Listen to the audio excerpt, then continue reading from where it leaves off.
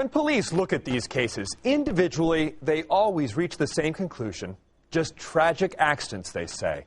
But tonight we are breaking open the big picture, the parallels and patterns, leading some to believe a serial killer is really at work.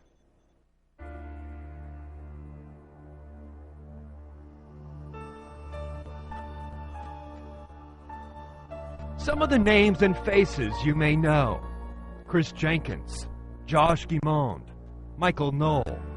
Others you may not: Craig Burrows, Eric Blair, Nathan Hare. And the list goes on, with 22 young men in all. They've become a grim and mysterious fraternity, attractive and athletic college guys going to school in the upper Midwest, when one night they leave a party or bar and vanish without a trace. In all but a couple cases, their bodies found later in a river, always with an undercurrent of suspicion. Truly, this is the most horrific position any parent can ever be put into it, and it's devastating. Steve Jenkins' son Chris vanished Halloween night 2001. His body turned up the following spring in the Mississippi. The family has always suspected foul play. So we're trying to find the truth of what happened. So you would not rule out the serial killer theory? No, we absolutely would not. The serial killer theory is also gaining momentum on the internet, where several bloggers speculate someone is targeting young college men, using Interstate 94 as an escape route. They call him the I-94 killer. It's become the stuff of urban legend. So we're starting out with victim commonalities. But at St. Cloud State, they're trying to turn urban legend into forensic science. This map shows the location of all proposed victims that fit and do not fit the urban legend. A couple criminal justice grad students and the professor, Lee Gilbertson, analyzed 40 cases nationwide of college-age men who've gone missing in the last decade.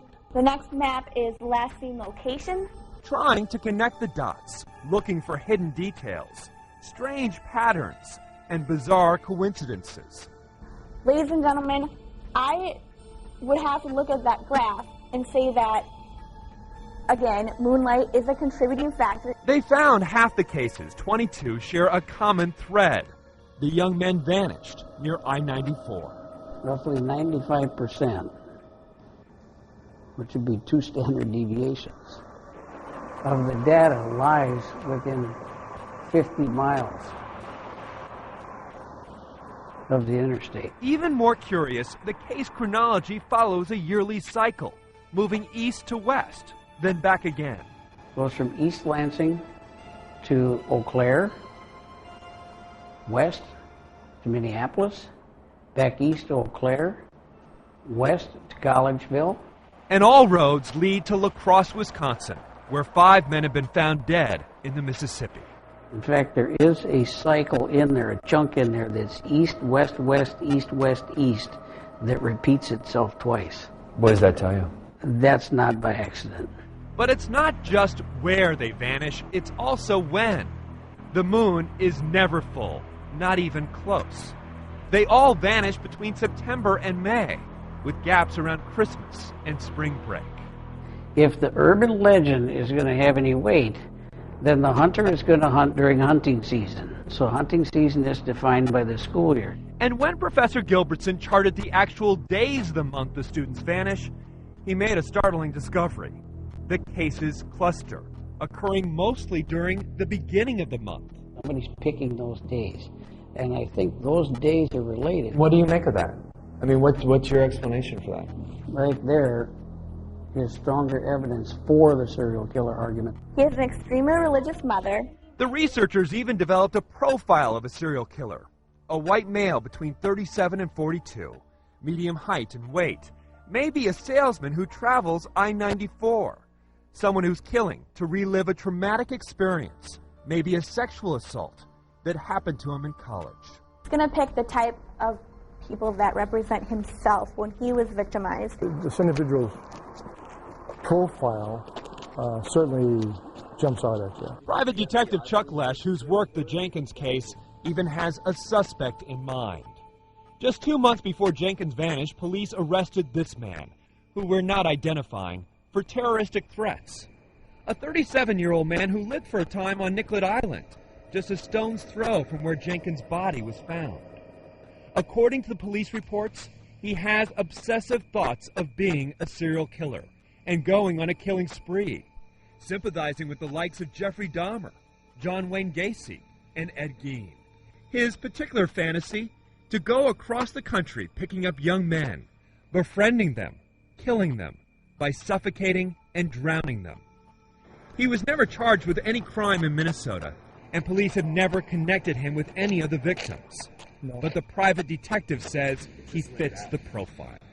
He's really into water death, drowning, murder by drowning. And he looks for certain specific reactions of the body, physical reactions of the body in the last stages of life.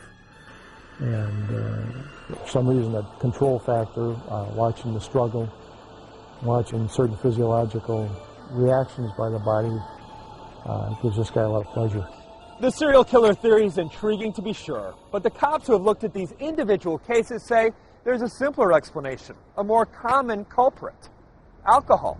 It lends itself to that being more of a cause than it's likely to be a serial killer. Mike Moline is a crime analyst for the St. Cloud Police Department.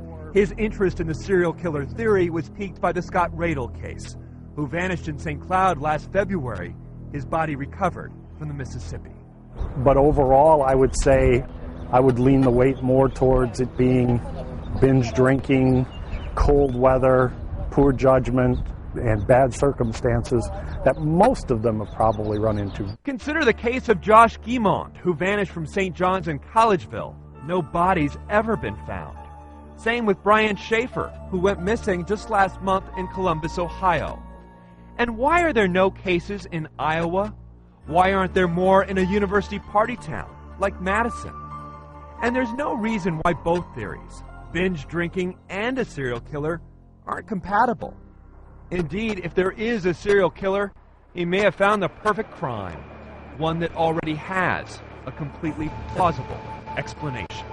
Don't say serial killer around law enforcement agencies. They don't want to hear it. They don't want to be sidetracked. They don't want the media attention.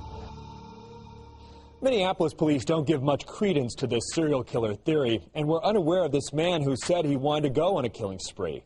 By the way, that man has since moved to St. Charles, Missouri, where police there say he continues to make his bizarre claims. So far, it seems, no one's taking him very seriously. For the investigators, Tom Lyden, Fox 9 News.